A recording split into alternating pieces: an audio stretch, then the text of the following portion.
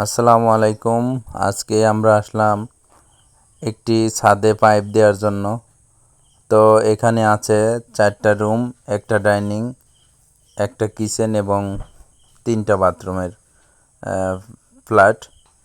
তো এখানে আমরা নতুন একটা কৌশল অবলম্বন করতেছি, পয়েন্টগুলা হারায়া যায়, যার কারণে আমরা দেখা যাচ্ছে যে কাটা দিয়ে কেবলটাই বাঁধে দিছি, যেন এটা শাটার খোলার পরে কাটাগুলা বের হয়ে থাকে, আমরা যেন পয়েন্টগুলা অতি সহজেই খুঁজে পাই এবং পয়েন্টগুলা যেন ডান বাম হয়ে না যায়, যেন পয়েন্টটা যে জায়গায় থাকা দরকার সেখানে থাকে, ভাইব্রেটর মারলেও যেন কোনো প্রবলেম না হয়।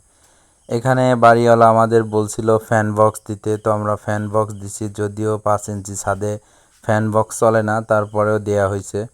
আর আমাদের বলছিল যে এখানে ছাদে একটা মাত্র ফুটা হবে, তো এক ফুটাই তো আর কাজ হলো না, যেহেতু ফ্যান বক্স দেয়া হয়েছে, যার কারণে আমরা এখানে কিন্তু ছাদে, আপনারা ভিডিওটা ভালো করে দেখলে বুঝতে পারবেন, এখানে আমরা একটি ছাদে মাত্র কিন্তু 2টা ফুটার ব্যবস্থা করেছি। ছাদে বেশি এক্সেস ফুটা থাকবে না, শুধু মাত্র 2টা ফুটা থাকবে। তো এখানে আমাদের এমডিবি করব। তো ভিডিও শেষের দিকে দেখাবো আমরা কোথায় এসডিবি করছি। এই সোজাই হবে আমাদের এসডিবি।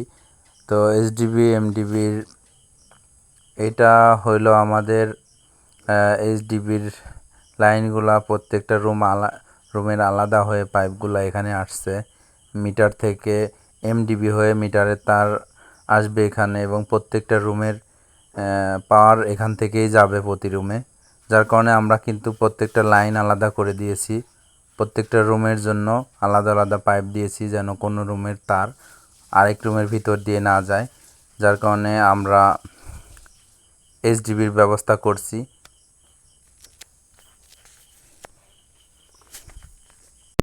আমাদের মিস্ত্রি ভাইরা দেখা যাচ্ছে যে ছাদ ঢালাই দেওয়ার জন্যে অনেক সময় কালকে ঢালাই আজকেই মিস্ত্রি ডেকে তাড়াহুড়ো করে অনেক সময় ছাদে পাইপ দিয়ে নেয়, যার কারণে আমরা মিস্ত্রিরা দেখা যাচ্ছে যে সুন্দর মতো পাইপগুলা গুছিয়ে দিতে পারি না সময়ের অভাবে।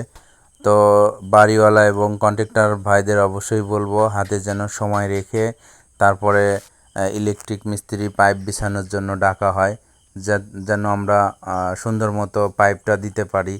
আসলে সুন্দর মতো পাইপ না দিলে দেখা যাচ্ছে যে সব কিছুতেই সমস্যা, তার পড়ানোর থেকে শুরু করে এভরিথিংই সমস্যা হয়ে যায়, প্রত্যেকটা বিষয়ই সমস্যা হয়ে যায়। আর দেখা যাচ্ছে যে আমরা ছাদে পাইপ দেওয়ার সময় দেখা যাচ্ছে কাজের রেট নিয়ে অনেক যাচাই বাছাই করি।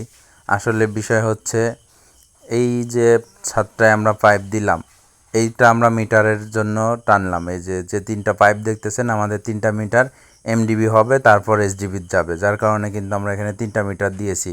তো এই কাজটা কিন্তু আমাদের সম্পূর্ণই দেখা যাচ্ছে যে রেট কিংবা অন্য কোনো প্রবলেম যদি করতো, তাহলে কিন্তু এই লাইনগুলো আমরা না টেনেই অনেক সময় হয়তো বলে দিতাম যে ছাদের কাজ কমপ্লিট আছে, কিন্তু আসলে আপনারা এটা কখনোই করবেন না। অবশ্যই এখানে দেখেন আমরা এখানে কি করছি, এখানে 3টা মিটারের জন্য রাখছি, এবং ওপরে যদি ফাউন্ডেশন হয় সেক্ষেত্রে আমরা 3টা পাইপ উপর দিকে নিয়ে গেছি, আর একটা পাইপ আমাদের এসডিবিতে চলে গেছে।